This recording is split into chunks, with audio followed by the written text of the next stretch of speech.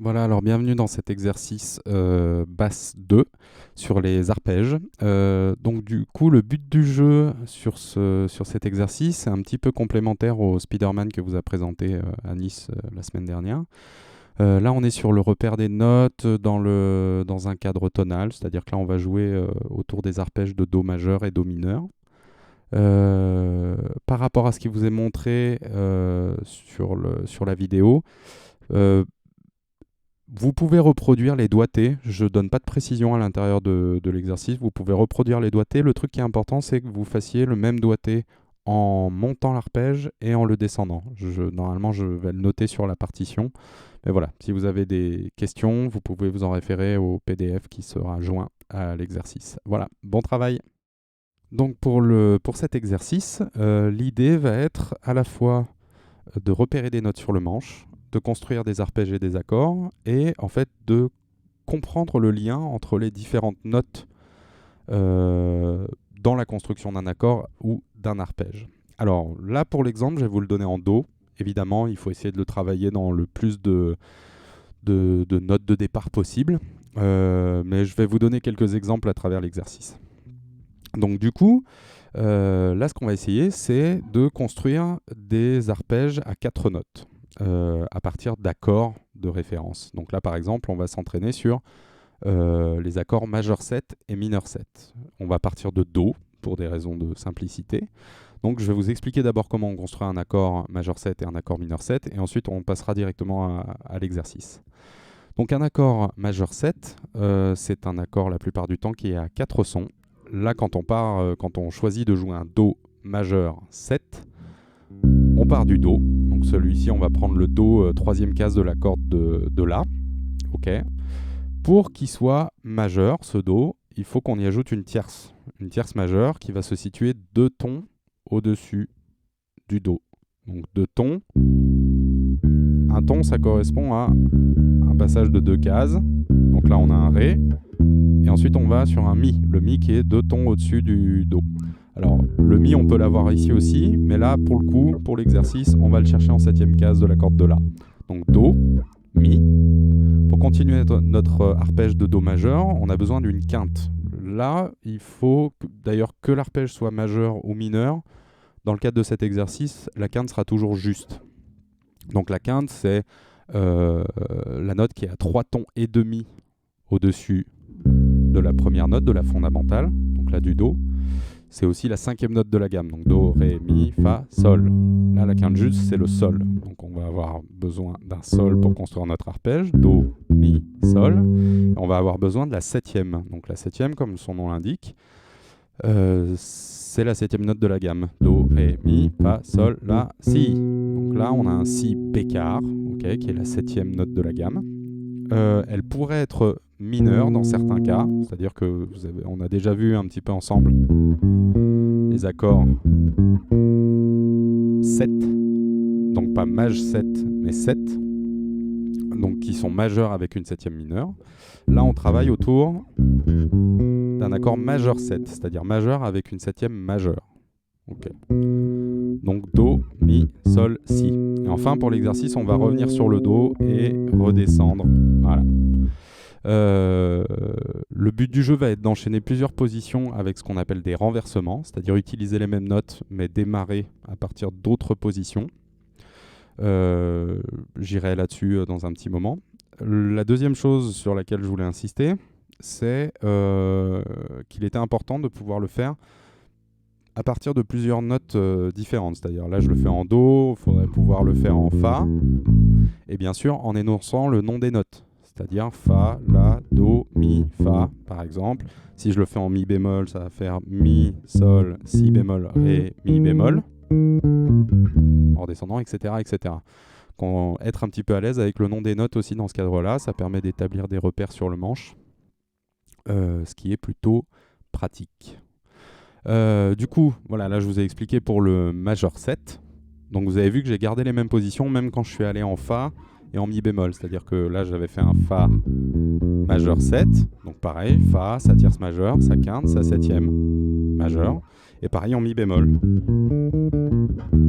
Maintenant, on va essayer de construire le Do mineur 7. Alors, Do mineur 7, c'est pareil, on part du Do. Là, au lieu d'aller chercher sa tierce majeure, on va chercher sa tierce mineure. Sa tierce mineure, au lieu d'être à 2 tons, elle va être à 1 ton et demi. Donc, 1 ton et demi, c'est le mi bémol. Voilà. La quinte, elle est toujours juste. Donc, Sol, pardon. Do, mi bémol, Sol. Et là, on va avoir une septième mineure. Si bémol. Et on revient sur le Do. Voilà, donc là on a un accord de Do mineur 7. Alors pareil, à essayer de décliner dans toutes les tonalités possibles. Maintenant, pour revenir au renversement. Donc là, du coup, je vais partir de mon Do majeur 7. Voilà, en repassant par le Do. Donc l'idée, ça va être de passer par 3 positions de départ, voire potentiellement 4 pour ceux qui seraient vraiment à l'aise avec ça. Mais construire à partir du Do majeur 7, ensuite à partir du Mi,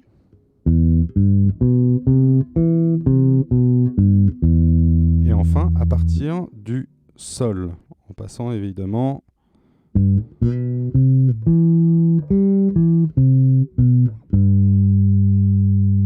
et éventuellement on peut avoir aussi à partir du Si, mais c'est un tout petit peu moins intéressant.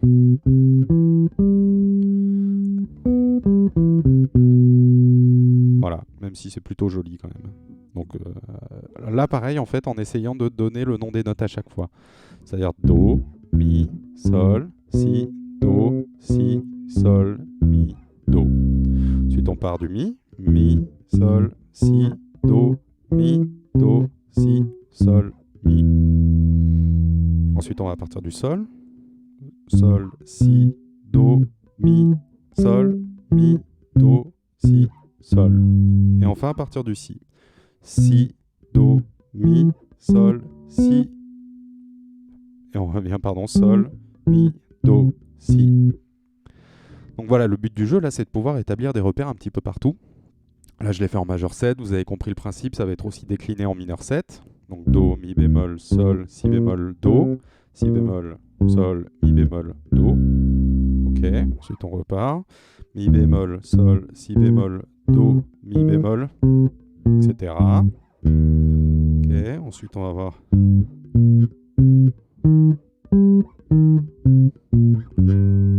Et enfin.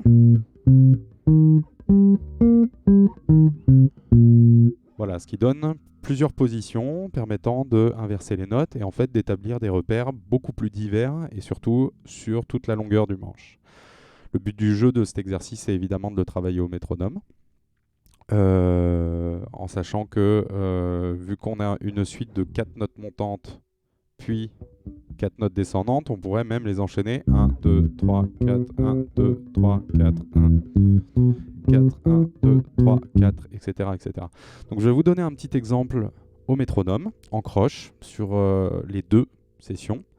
Et ce sera tout pour cet exercice-là.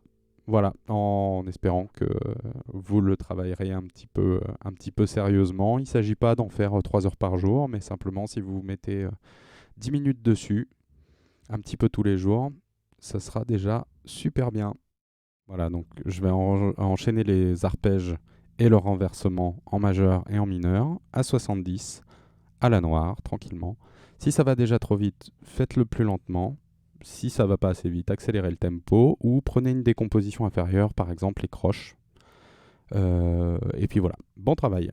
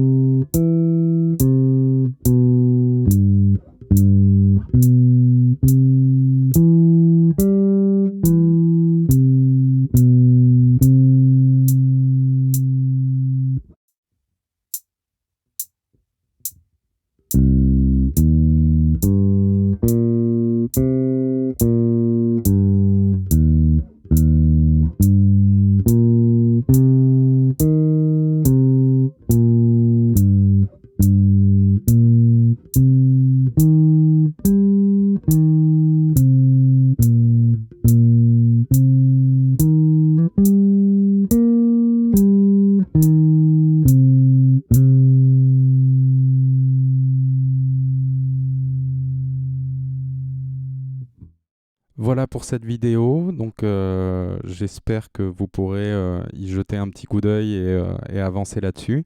Si vous voulez aller plus loin, la base 3 décline les arpèges un peu plus loin sur des positions un petit peu plus complexes, en sachant que quoi qu'il arrive, tout ce qui vous est donné là, vous pouvez le travailler plus lentement si jamais vous avez envie d'explorer un petit peu les choses, que ce soit votre connaissance du manche ou ne serait-ce que vous habituer à utiliser des arpèges à la basse. Ça peut vous aider à construire un petit peu des lignes de basse sympas. Voilà. Eh bien, je vous dis à la semaine prochaine et bon travail, bon courage.